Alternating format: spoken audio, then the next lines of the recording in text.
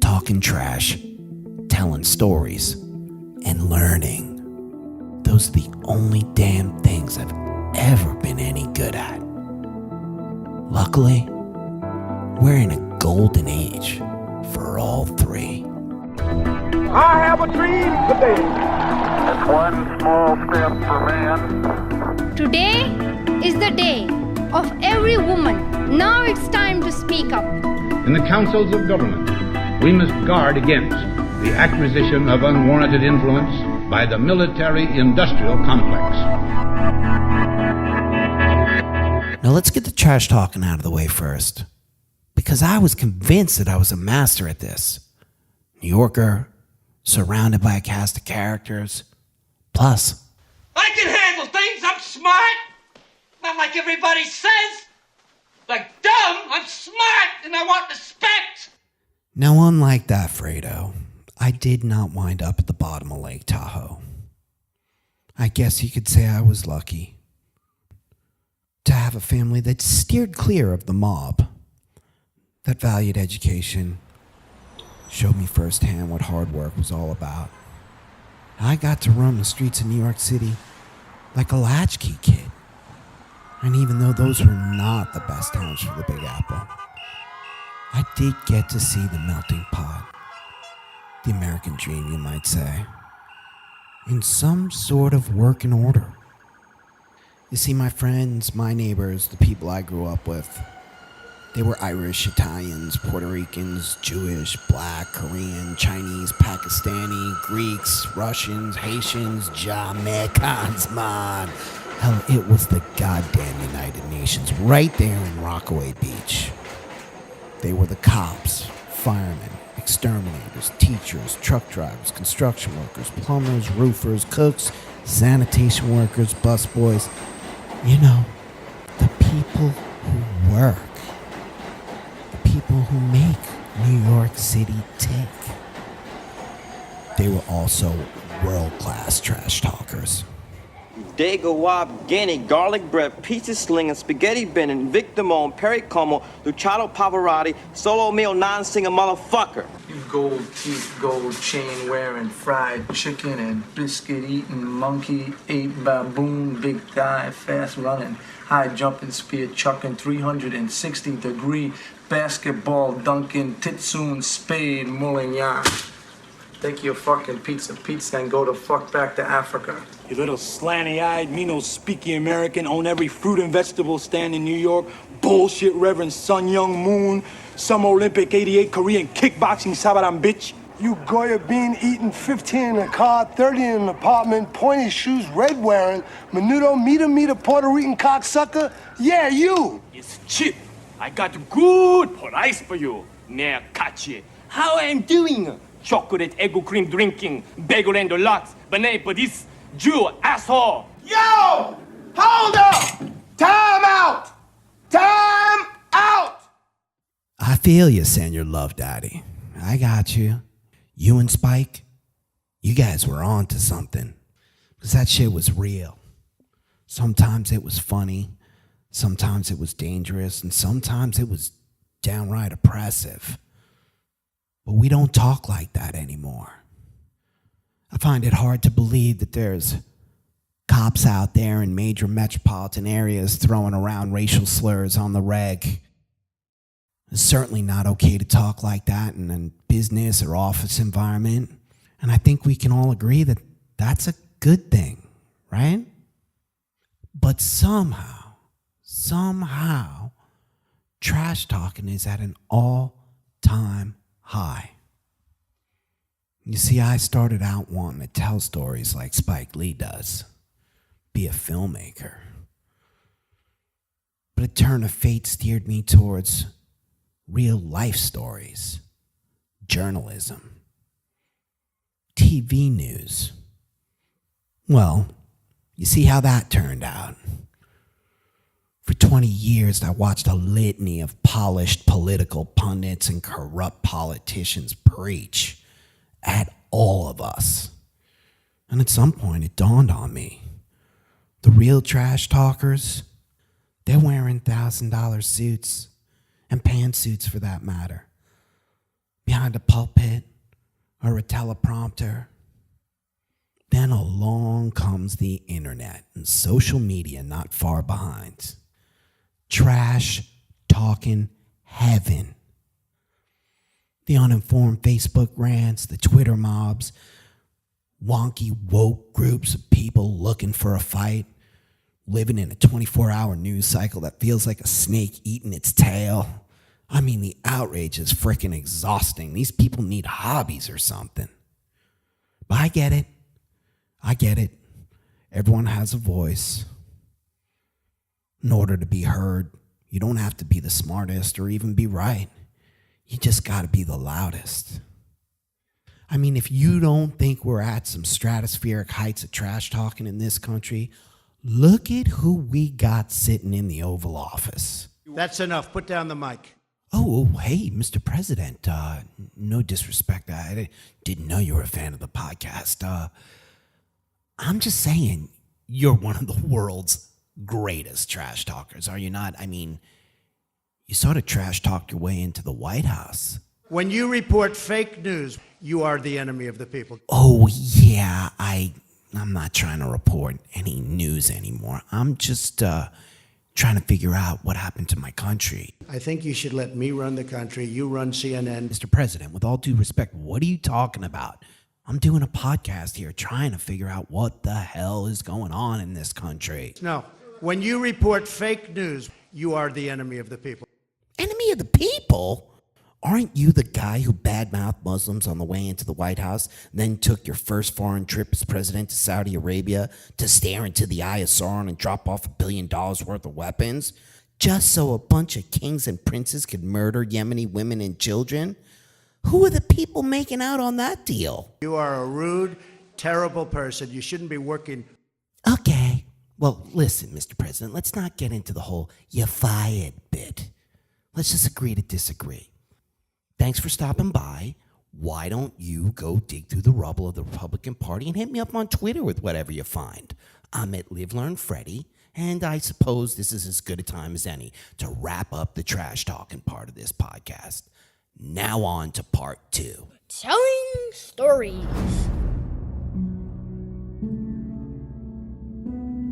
Netflix binge, a good book, or maybe just some juicy gossip.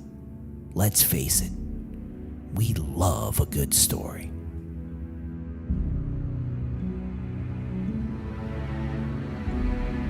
But these stories we tell, they're more than just titillating pastimes. Stories are how we make sense of the world. They define who we are, where we've come from, and where our journey might take us.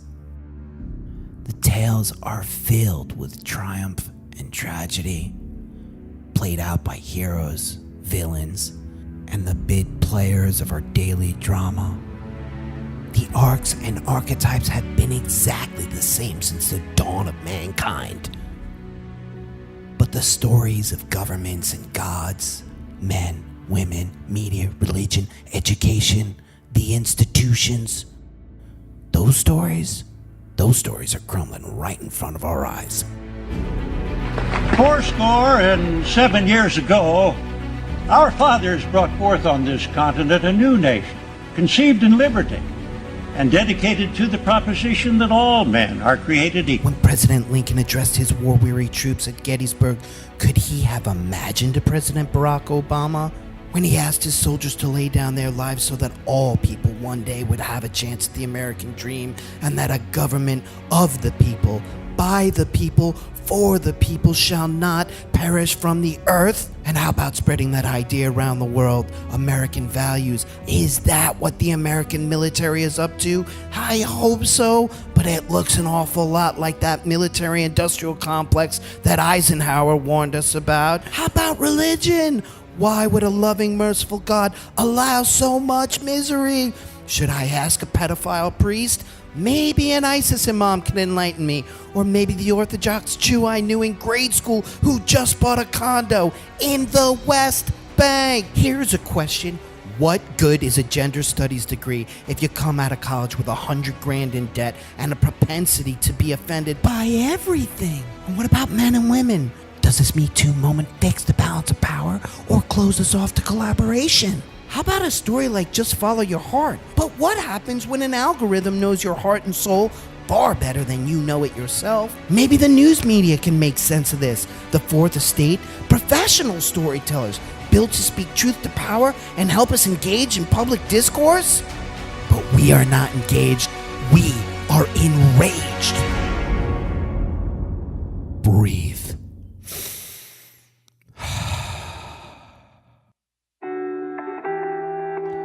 So there's some cracks in the facade.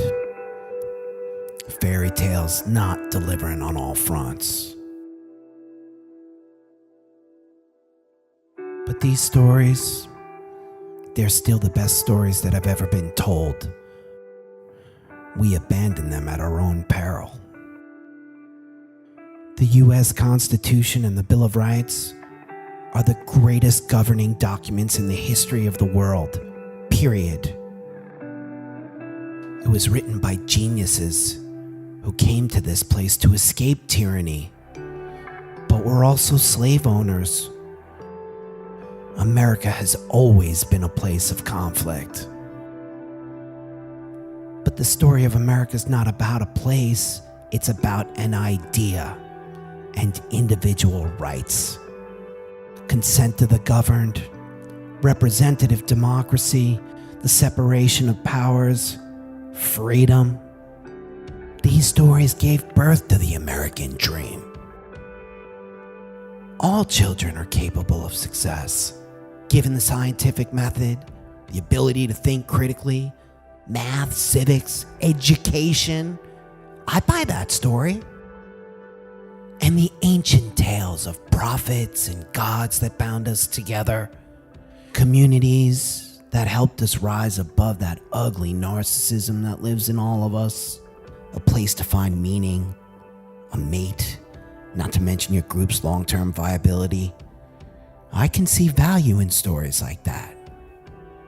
And let me say this about stories today. There has never been a better time to be a storyteller. The very device you're listening to this show with is a 4K video camera, a digital audio suite, and a connection to the universe. You got $250,000 of 1995's gear in your pocket, and in 6 months, you're gonna get a better one, faster, shinier. Harnessing the awesome power of narrative and being able to share it with the world is only a few minutes old. It's an absolutely glorious time to create.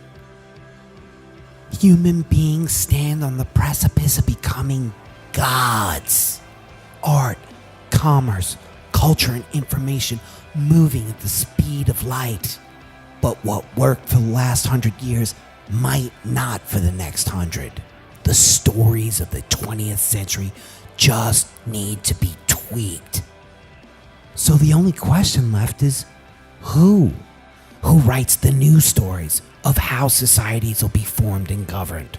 Stories about the role science and technology will play in our lives. Stories about meaning and purpose in the digital age. Who gets to tell those stories? Who? I do. You do. As long as you're willing to double down and focus on the third and final part of this podcast. Learning.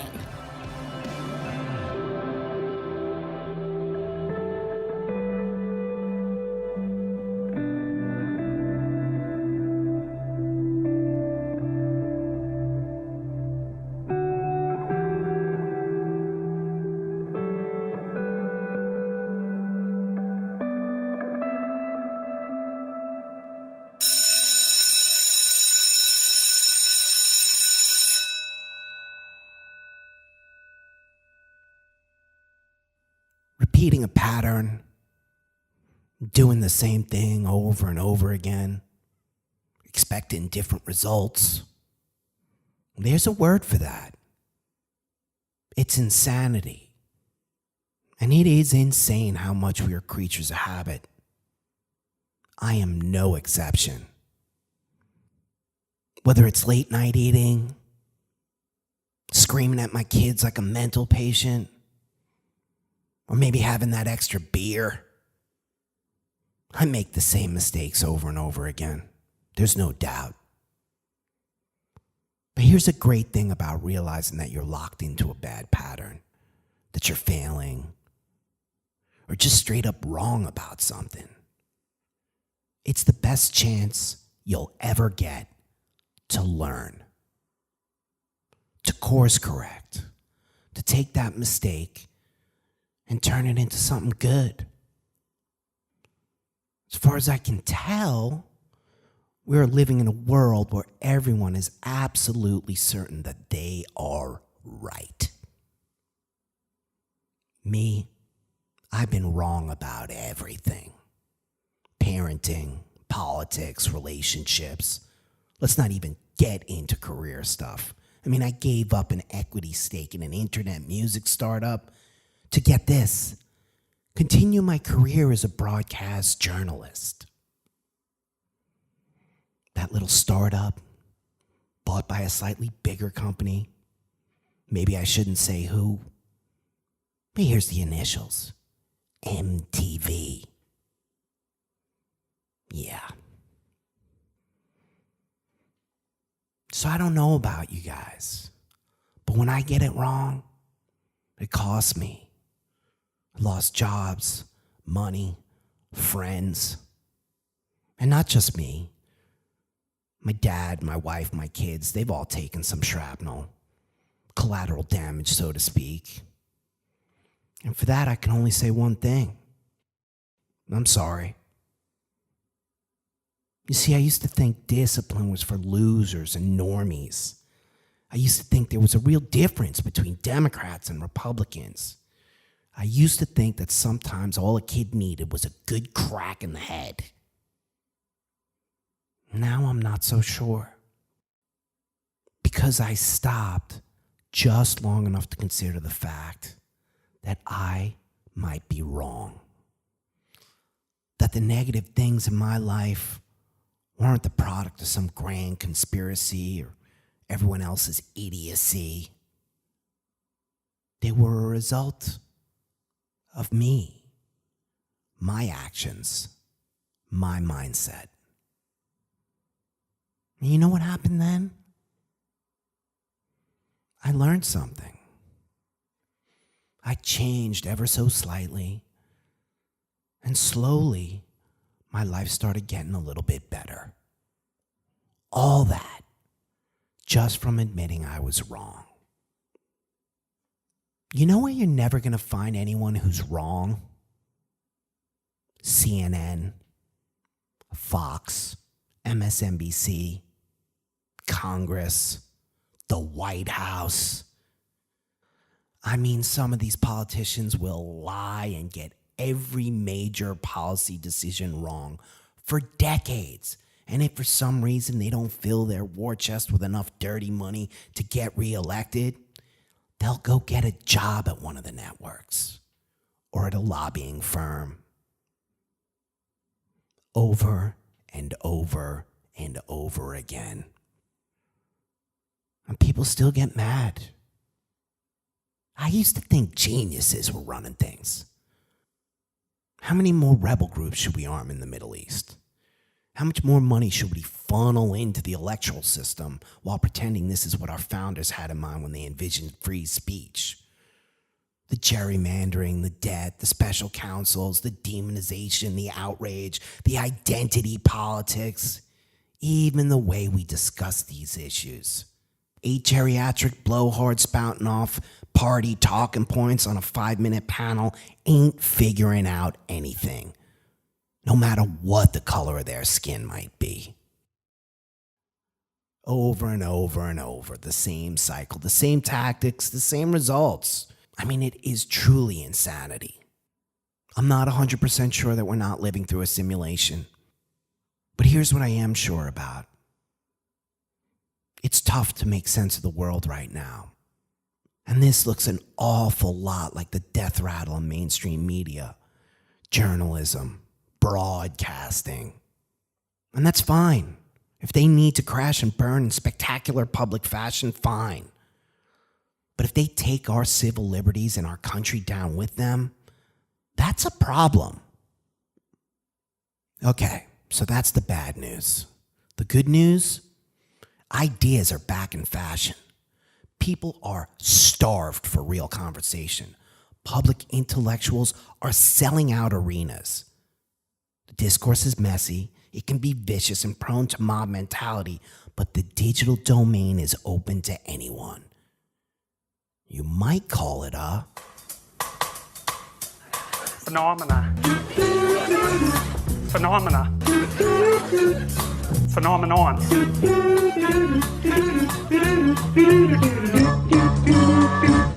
Yes, it is indeed, Dr. Peterson. It is indeed. Things are complicated, and these conversations will be hard. But they're conversations worth having. And people are starting to pay attention because they want to learn. They want to know what's going on and why, so that they can have the agency over their lives that democracy promised to us. And here's an update that even those well-heeled editors in newsrooms around the country might understand. This just in, a source deep inside the annals of the intellectual dark web says, and I quote, "There's a new game in town and it's called podcasting." Joe Rogan Podcast, check it out. The Joe Rogan Experience. Train by day, Joe Rogan Podcast by night, all day. Now, I don't know how a cage fight commentator who tells dick jokes became one of America's greatest minds, but he did.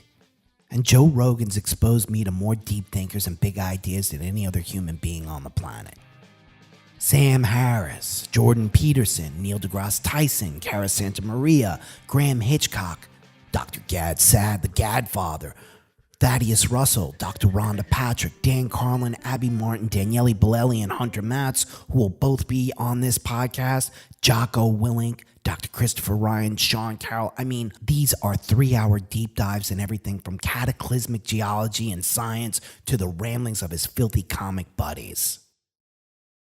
Okay, let me take a step back for a second. You see, my whole love affair with podcasting started out as my career in journalism came to an end. About 10 years ago, I was fired from my job, for the second time, I might add. I had seen the writing on the wall in the post-9/11 world, and I had begun switching gears and got into some video editing. I was lucky enough to land a spot at a burgeoning young sports franchise called the UFC.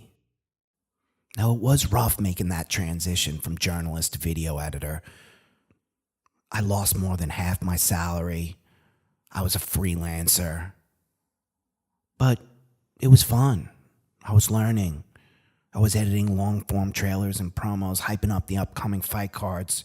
You know the ones. From the Mandalay Bay Event Center in Las Vegas, Nevada, only on pay-per-view.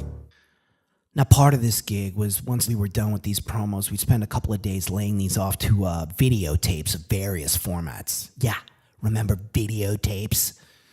Anyway, we'd send these tapes out to cable and satellite companies all over North America. The work was long and boring and repetitive, but it was the perfect time to have stuff playing in the background. And I got hooked on one of the OG podcasts. Shout out to the Ace Man, Adam Carolla. Now, radio was one of the first victims of this whole little internet experiment here. Try listening to one of those morning zoos. It's unfucking bearable. Anyway, after getting shit-canned himself, Adam took his show and talent and a buddy and former colleague of mine, Brian Bishop, and created what still stands today, I believe, as the most downloaded podcast in history. Adam called it his pirate ship. Teresa, Dawson, August, and now Gina are all household names. Ball Brian, he's the Fred Norris of podcasting. The genre's first great drop guy, legend, sidekick, and quite the podcaster himself. He'll also be one of our first guests. Anyway, so there I am laying off tapes to a UFC event and listening to the show when knock, knock, knock. Who walks into my edit bay? None other than Joe Rogan himself, with someone filming him in tow. Which I later found out was the legendary Brian Redban. At the time, I think they were streaming stuff to Justin TV or just making behind-the-scenes videos. I don't really remember. It was more than 10 years ago. I was a little starstruck that the Fear Factor guy was in my edit bay. Anyway, Joe was very courteous and professional while screening one of the cuts I was working on. He gave me some notes, and Redban was Redban, and there's not much more to the story than that. Except for the fact that later in the day, my big blonde Sasquatch of a boss, Scott, who is also a Corolla fan, mentioned the fact that Rogan also had a podcast. I checked it out. 1,000 episodes later, I'm fairly certain I've learned more from that show and his guests than all 15 years of my formal education combined. Powerful Joe Rogan. Thank you, my friend, thank you. My mind has been forced to consider all kinds of information, including the fact that even though podcasting is such a new and cutting-edge platform, in a lot of ways, everything old is new again. All right. Okay. All right. You're listening to Radio Lab. Radio Lab. From WNYC. See? Yep. Jad Abumrad and Robert Krulwich take radio drama, add a new age soundscape, butt it up against a heavy dose of investigative journalism, and make podcast magic over at Radio Lab. And let's not forget Fred. TED. Technology. Entertainment. Design. This is the TED Radio Hour. Each week, groundbreaking TED Talks. TED. Technology. Entertainment. Design. Is that really what it stands for? I've never known that. Delivered at TED conferences around the world. The gift of the human imagination. We've had to believe in impossible things. The true nature of reality beckons from just beyond. Those talks, those ideas, adapted for radio. From NPR. Maybe you're into the more taboo subject matter in an NPR kind of way. This is Death, Sex, and Money. I mean, they hired you to do a job, and then they try to kill you? No. The show from WNYC about the things we think about a lot. Can't keep my hands off of you. And need to talk about more. This dude saw a chance to get paid and he took it. Ain't nothing wrong with that. I'm Anna Sale. Anna Sale's Death, Sex, and Money is the perfect blend of curious and compassionate in a naughty kind of way. And if you're into history, there are a handful of shows out there that are crushing it. And the Godfather himself is none other than Dan Carlin. Hardcore History is a show that sucked me into 15 hours on the history of the Mongols, and more recently thrust me into the meteoric rise of Japan following the Meiji Restoration. Supernova in the East. Dan's podcasts are so detailed, so intricate, and so goddamn good. Quite frankly, Dan is the man. Right behind him is the brilliant and charming Daniele Bolelli, an Italian man who enlightened me on one of America's most unsung presidential powers, Teddy Roosevelt. His show, History on Fire, is a tremendous podcast, and I'm so honored and excited that he will be one of our very first guests. Like, what's going on right now? Next stop, Brown Dog. I love your smile. You look like Booger at the belching contest right now. Yeah. You're so proud of yourself. I am. This shit is big time! Who is Randy? Don't bring anyone mother into this. Your mom in the fucking stand! Welcome to your mom's house. And if you want to laugh, comics have really made the most of this platform. Bill Burr's Monday Morning Podcast, Ari Shaffir's Skeptic Tank, Joey Diaz's Church of What's Happening Now, The Fighter and the Kid, not to mention shows by D'Elia, Santino, Vaughn, Pete Holmes, and of course, my jeans always high and tight, so you can find me listening to your mom's house. Ow. Ow. I'm a cougar. Ow. Ow. Comics have been holding a funhouse mirror up to our faces forever. And it's weird to think how vital they are to a functioning democracy. 70 years after Lenny Bruce, and they are back on the front lines of free speech. Men and women who tell jokes for a living. I'm working on getting a comic in here that shares my last name. Ahmed Weinberg is either my long-lost cousin, the me that was supposed to be a comedian and convert to Islam, or like I said before, I'm stuck in an episode of Punk'd and I am being trolled right now. And yes, unfortunately I too am drawn to the flame of today's politics. I feel the instability, the anger, the frustration, just like everyone else. But to me, this Trump moment has one unique upside. It exposes the entire system. Republicans, Democrats, fat cat donors, and corporate bundlers, they're all doing just fine. The rest of us, we're just grist in the mill. You can't ban bad ideas or mean words, and you shouldn't want to, because sunlight is the best disinfectant. We know of new methods of attack. The Trojan horse, the fifth column. Greetings! And there are podcasts out there shining light onto these things. The Fifth Column, Part of the Problem, The Rubin Report, Intercepted, Mixed Mental Arts, Joe's Show. They all do what mainstream media is unable or unwilling to do. They get their audiences thinking. In my mind, podcasts demonstrate exactly how political discourse should be. Conversations that might trigger you, but move beyond emotion and really get into it. Fearless and unrestrained by time, you're forced to confront ideas without talking points to hide behind, to consider complexity, nuance, and maybe even compromise.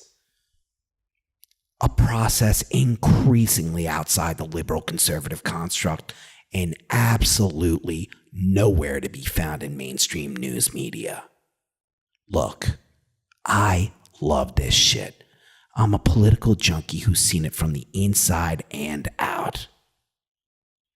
And I ain't gonna pull punches. Democrats, Republicans, and the mainstream media, they do have one thing in common. They're getting it all wrong and getting rich along the way.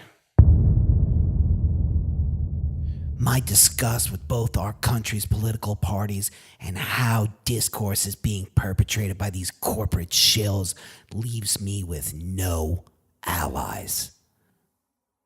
And even though I've done my research, my intent is real, and I want to confront ideas and the issues we face, I'm scared to put this podcast out in the world. And that just makes me angry. Now I'm that guy. You see, it never occurred to me that I would be the enemy. It never occurred to me I'd be run out of journalism for asking questions. It never occurred to me that our society would turn away from freedom of speech, that we become a nation so hell-bent on thinking a certain way instead of actually thinking freely. And so I find myself compelled to speak, feeling that I have to do this podcast. Because if I don't, how else will I get to talk about these things? People get worked up so easy these days. I know, because I'm one of them. And these conversations are too hard to have at your kid's birthday or while making coffee in the break room. And I just straight up refuse to live in a world where I feel like I can't speak my mind. Where I feel like I can't hash out ideas or have an opinion because I might offend someone. So we're going to have those conversations here. And talking trash, telling stories, and learning is more than just some catchy title I came up with. It's the blueprint for what I want to do with this show. First, I'm going to talk some trash. Funny, thought-provoking, or completely annoying. That's for you to decide. But I'm going to bounce ideas around in this place. And sometimes, when I start lobbing shit out in the world, it's going to sound like I'm preaching. Definitely. But I promise you, all I'm trying to do is figure shit out. Just like you. Storytelling? Well, let me just say that this podcasting thing dovetails nicely with my skill set. I've been telling stories as a journalist, editor, and writer for years. Mastering audio is new territory, but it opens a lot of doors creatively. When you're listening, you're thinking. Your imagination gets going. It's anonymous, yet somehow connected, personal, and meaningful. So each week I'm going to open the show by picking a subject. Cancer, history, education, sexuality. Hell, I haven't even gotten to the part of my board on politics. We'll pick a subject, and I'll talk a little trash. And then I'm gonna tell you a story about it. Quick, no more than 15 minutes. Which leaves only the learning. That's the bonus. If I do the other two well enough, you won't even notice the learning. But also because I plan to have guests. Guests who are smart, passionate, thoughtful, and accomplished. I'll assume they have something interesting to say, and that I can learn a thing or two from them. And that by listening, considering, and engaging with them honestly, we all come away a little better. By putting ideas to the test. Seeking information, not confirmation.